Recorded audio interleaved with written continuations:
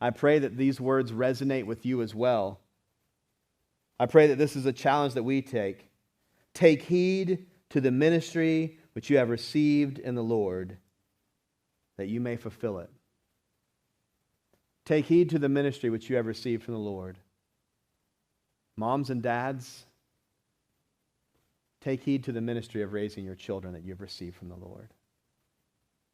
Grandparents, take heed to the ministry that you've received of guiding and directing your children and your grandchildren in your ministry to the Lord. Sunday school teachers, deacons, youth group workers, children's workers, nursery workers, kitchen staff. You know, sometimes when we think about how we serve within the church, we come up with this fake idea of a hierarchy. There's 4 or 5 women in here the other day who served a funeral dinner, and they did just as much service that day as I did, as I preached the funeral. They served that family and loved that family just as much as I did in preaching the funeral. And they looked at that as their ministry, and they took heed to it.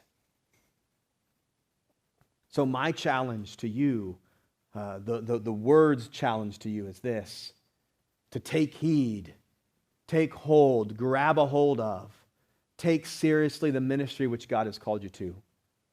Whether it be in your home, whether it be at your workplace. God, listen, God didn't place you at your workplace only to get a paycheck.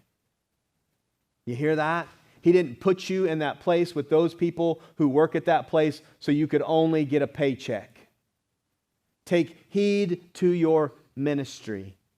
Take heed to your neighbors. Take heed to your friends. Take heed to your school, young people. He didn't put you in that class, in that grade, at that school for no reason. He put you there to do a work for His glory. Take heed of it. Take it seriously. Because it's for the Lord. Seek to fulfill it. See it through. You know, sometimes in life and even certainly in pastoral ministry, I've seen this happen lots of times, where we get this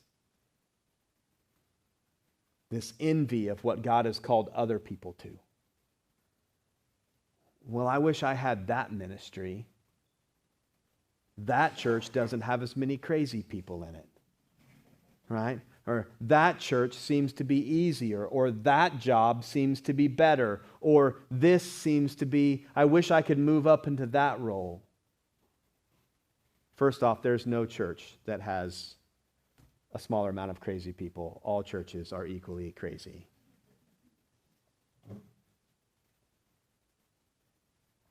But what a privilege it is when you find yourself exactly where God has called you to be. At exactly that moment. What a privilege to know that God has placed you in that place for that purpose, because He wanted you to work through Him for those people in that time and that place. Do you notice that?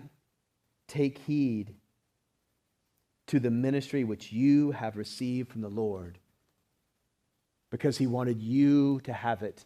Moms, I know it's not Mother's Day. He wanted you to be the mother of those children.